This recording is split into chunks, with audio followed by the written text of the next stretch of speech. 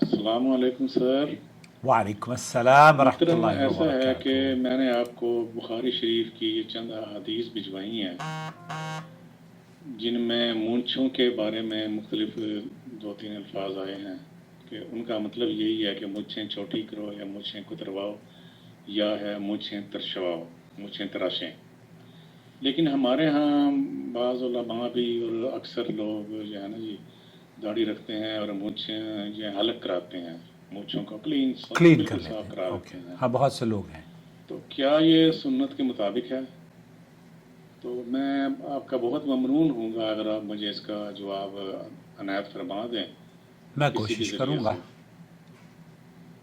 بہت شکریہ۔ آپ کی محبتوں کا بے حد شکریہ، آپ اس چینل پر اعتماد کرتے ہیں، اس چینل کو دیکھتے ہیں، آپ کی سپورٹ اور آپ کی محبت ہمیں حوصلہ دیتی ہے، اور ہم ہر روز خوبصورت سے خوبصورت مواد یا کنٹینٹ لے کر آپ کی خدمت پہ پیش ہونے کی سعادت حاصل کرتے رہتے ہیں۔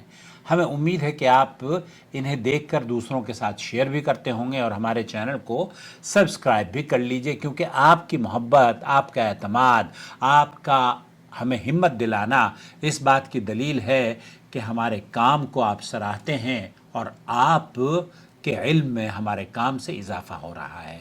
دوستو، بھائی اور بہنوں، یہی سوال سماحت شیخ عبدالعزیز ابن باز مفتی مملکت سعودی عرب سے پوچھا گیا، ان کا جواب میں آپ کی خدمت میں پیش کرتا ہوں۔ وہ یہ کہتے ہیں کہ آپ کی اس پروگرام میں جو نور علی الدرب، سعودی عرب کا ایک بڑا مشہور پروگرام ہے جہاں سعودی عرب کے کبار علماء اور مفتیان اکرام فتاویٰ دیتے ہیں، لوگوں کے سوالوں کے جواب دیتے ہیں، اس کا نام بھی نور علی الدرب ہے، جس طریقے سے ہمارے چینل کا نام نور ٹی وی جدہ ہے۔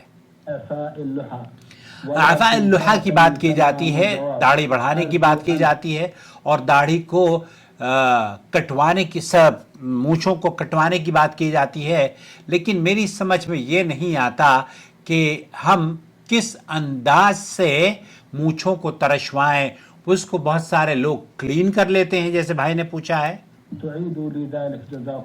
آپ سے درخواست ہے کہ ہماری اس سلسلے میں رہنمائی فرمائیں۔ دیکھیے، سنت تو یہی ہے کہ آپ اپنی مونچھوں کو ترشوائیں، کیونکہ اللہ کے رسول صلی اللہ علیہ وسلم کی جو احادیث ہیں اس میں صحیح بخاری اور مسلم میں جو آپ نے مجھے بھیجی ہے اس کی کاپیز، اس میں جو الفاظ بار بار اللہ کے رسول صلی اللہ علیہ وسلم کے محدثین نے نقل کیے ہیں وہ ہے کہ جز الشوارب، مونچھیں کترواؤ، احف الشوارب، مونچھیں بالکل پست کر دو، یا قص الشوارب، مونچھیں چھوٹی کر دو یا کٹوا دو۔ یہ سب کی سب احادیث صحیح بخاری اور مسلم میں موجود ہیں، لیکن اس کا یہ مطلب نہیں ہے کہ اس کو بالکل کلین کر لیا جائے۔ لیکن آپ کو کیا کرنا چاہیے کہ آپ تھوڑا سا اپنی مونچھوں کو ترشوا لیں اور اس کا اثر یا مونچھیں آپ کی شکل پر نظر آئیں، تو یہ افضل طریقہ ہے۔ قصن تامن، اگر آپ اس کو کٹواتے ہیں تو پورا کٹوا لیں، ایسا نہ ہو کہ آپ اس کو بالکل کلین کر لیں۔ لا یکون حلقا، حلقن کے مراد یہ ہے کہ شیو جو کرتے ہیں نا بالکل کلین۔ سماحت الشیخ عبدالعزیز بن باز مفتی مملکت سعودی عرب یہ فرماتے ہیں کہ مونچھوں کو بالکل ترشوانا نہیں چاہیے۔ یکون لہو اساس، آپ جب مونچھیں ترشواتے ہیں تو آپ کے چہرے پر اس کا اثر، اس کی اساس رہنی چاہیے، تبھی تو آپ کو پتہ چلے گا کہ ہاں آپ کے منہ پر مونچھیں بھی ہیں۔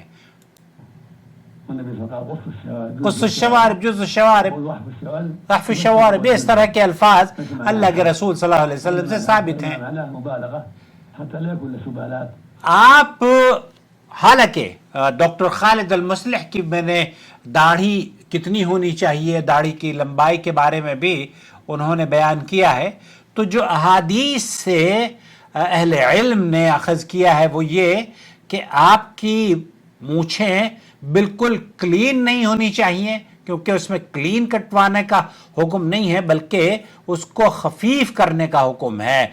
और इसी तरीके से हजरत उमर रज़ियल्लाहु ताला अन्हु के बारे में भी मुहद्दिसीन ने नकल किया है। शेख खालिद अल-मुस्ली ये कहते हैं कि बाज़ हालात पर बाज़ मुहद्दिसीन ने उमर फारूक रज़ियल्लाहु ताला अन्हु को ऐसे अपनी मूंछों को ताव देते हुए भी आपने नकल किया है कि हजरत उमर फारूक कभी कभी अपनी मूंछों को ताव दिया करते थे। तो ताव तो जाहिर है वो तभी दी जाएंगे जबकि उसके बाल थोड़े बहुत बड़े होंगे।